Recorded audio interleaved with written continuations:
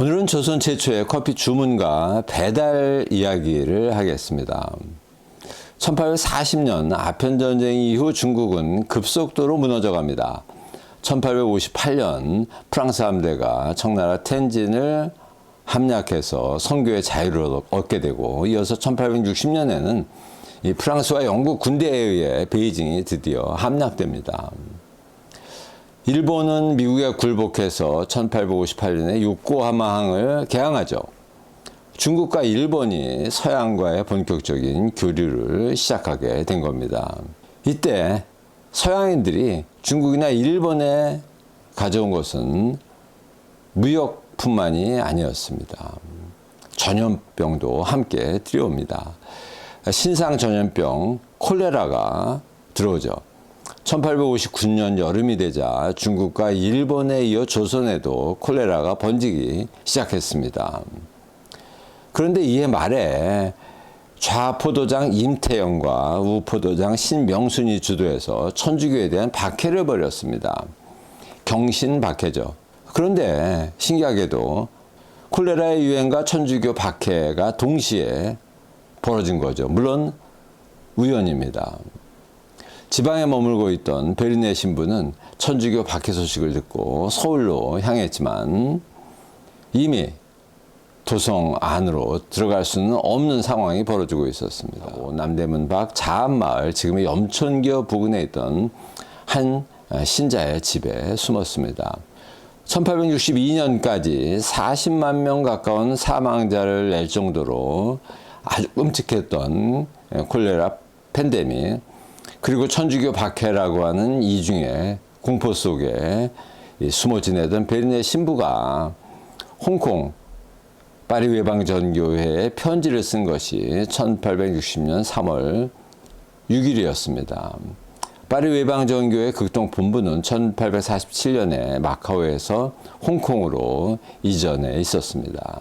이날 서신에서 베르네 신부는 조선의 선교 상황을 보고하고 여러 가지 어려움을 토로한 후에 필요한 물품들을 요청했습니다. 서적, 주로 기독교 서적이죠. 포도주, 자명종 등 전교에 필요한 물품들, 이런 선교 활동에 필요한 물품들이 대부분이었습니다. 그런데 신기하게도 구입을 요청한 물품 목록에 커피 40리브르와 흑설탕 100리브르가 포함되어 있습니다. 리브르는 당시 프랑스에서 파운드를 나타내는 단위였습니다. 40리브르는 환산하면 18.13kg이었습니다. 홍콩에서 서울로 인편에 운반하기에는 결코 적지 않은 양의 커피를 주문한 겁니다. 베르네 신부가 주문한 커피는 1년 1개월 1일 만인 1861년 4월 7일 오전 5시에 남대문 밖 자암마을 베르네 신부의 은신처에 도착했습니다. 아마도 세계 커피 역사에서 주문 후 배달까지 걸린 최장 시간일 수도 있을 겁니다. 1년 1개월 1일. 이 미국에서 남북전쟁이 발발한 지 한 달쯤 지난 철종 12년 봄이었습니다. 공식적인 기록이 전하는 우리나라에 커피가 들어온 첫 사건이죠. 새로 조선에 부임하는 프랑스 신부 4명이 상하이에서 중국 어선을 타고 출발해 백령도 북방에 있는 월레도에서 조선 어선으로 옮겨 탄 후에 김포 하구에서 내렸습니다. 새로 입국하는 랑드르, 주안노, 리델, 칼레, 이 4분의 신임 신부들이었습니다. 보름간 베르네 신부 거처에 머물던 이들 4명의 신부와 함께 기다리던 커피를 마셨습니다. 9월 30일 리브아 신부에게 보낸 편지에서 베르네 신부는 이렇게 썼습니다. 달콤한 커피 덕분에 여름을 잘 보낼 수 있었다. 그렇다면 베르네 신부가 커피를 주문한 이유가 궁금합니다. 베르네 신부는 운반조차 어려운 그 많은 양의 커피와 설탕을 왜 주문했을까요? 물론 베르네 신부가 커피를 매우 좋아했다는 것도, 즉 커피 마니아였다는 것도 중요한 이유입니다. 그의 서신을 보면 그가 조선에 입국하기 전 만주에 머무는 동안에도 커피를 꽤 즐겼다는 것을 알 수 있습니다. 그렇지만 자신이 좋아한다고 해서 가톨릭 용품도 아니고 운반이 쉽지도 않은 그 많은 양의 커피를 주문했다고 보기는 어렵습니다. 커피가 선교에 도움을 주리라는 확신이 있었던 게 분명합니다. 베르네 신부가 조선에 머무는 동안 구입을 요청한 물품 목록에서 기독교 선교와 관계되지 않은 개인적인 기호 물품을 찾아본다는 것은 굉장히 어려운 일입니다. 거의 없습니다. 이동 거리와 짐의 무게를 생각하면 사적인 기호품으로 커피를 주문하지는 않았다고 보는 것이 아마도 상식일 겁니다. 따라서 베르네 신부가 커피를 주문한 1차적 이유는 선교 필요성이었다고 보는 것이 마땅합니다. 베르네 신부에게는 조선의 선교에 커피가 도움이 될 것이라는 예상, 아니면 확신이 있었던 것이죠. 18.13kg의 커피 원두로 만들 수 있는 커피의 양을 계산해 보면 더욱 분명합니다. 당시 서양인들은 4 내지 5g의 원두로 커피 한 잔을 만들었습니다. 게다가 원두를 2번 사용하는 경우도 적지 않았습니다.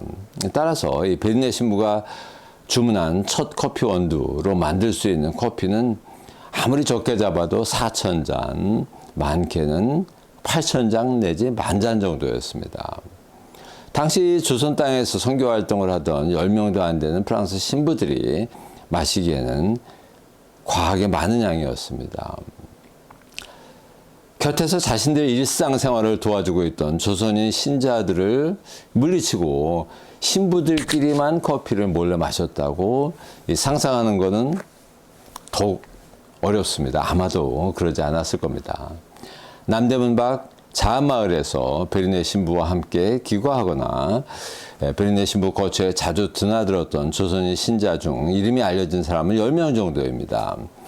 베르네 신부의 은신처를 자신의 이름으로 구입한 신자 홍봉주 부부, 주변에 거주하면서 베르네 신부를 도왔던 정의배 피 가타리나 부부와 또 그의 아들 피 바오로, 원윤철, 이선희, 김성실, 이바르바라, 김입돌 등입니다. 이들이 베르네 신부와 함께 커피를 마신 초기 조선인이었을 것으로 저는 추정합니다. 특히 베르네 신부의 음식을 담당했던 신자 이선희가 원두를 절구에 빻고 차추전자에 끓이고 함께 마셨을 것으로 추정됩니다. 첫 커피를 받은 지 5개월이 지난 1861년 9월 30일에 베르네 신부는 커피 50리브르를 다시 주문하였습니다. 거의 40kg 가까이 되죠. 이어 2년 후인 1863년 11월 24일에 커피 50박스, 1865년 12월 4일에 커피 100리브르 주문으로 이어집니다. 주변의 조선인 신자들이 커피를 좋아하지 않았다면, 그래서 커피가 선교 활동에 도움이 되지 않았다면 그렇게 많은 커피를 주문하지는 않았을 겁니다. 조선인 신자들이 꺼리는 음료를 무리하게 구입했거나 조선인 신자들 몰래 선교사들끼리만 커피를 마셨을 가능성은 제가 보기에는 전혀 없습니다. 베르네 신부는 대원군의 출국 권유를 물리치고 계속 머물다가 1866년 병인년 2월 23일에 서울에서 체포됩니다. 그리고 3월 7일에 새남터에서 순교하였습니다. 베르네 신부의 거처를 관원들에게 알려준 밀고한 것은 자한마을에서 베르네 신부의 식사를 도왔던 신자 이선이었습니다. 신부를 위해 커피를 끓였을 것으로 추정되는 바로 그 인물입니다. 정말 안타까운 역사죠. 병인 박해로 베르니에 신부를 포함한 9명의 프랑스 신부와 조선인 신자 8천여 명 이상이 처형당했습니다. 리델, 페롱, 칼레 이 3명의 신부만이 중국으로 피신할 수 있었습니다. 이들의 보고를 듣고 프랑스 함대가 조선을 침략합니다. 1866년 10월 26일부터 12월 17일까지 영종도와 강화도 일대에서 벌어진 병인양요가 그것입니다. 5년 후인 1871년 여름에는 미국이 강화도 일대로 침략해서 파괴와 살상을 하는 신미 양요가 벌어졌습니다.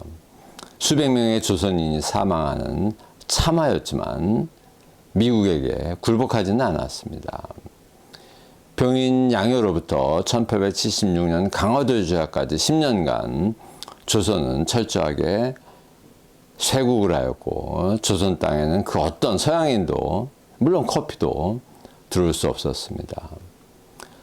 조선은 1876년에 닫혔던 나라의 문을 엽니다.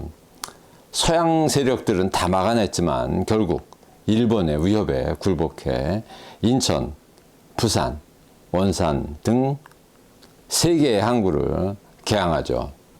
지금까지 3회에 걸쳐서 우리나라에 커피가 처음 들어온 이야기를 전해드렸습니다.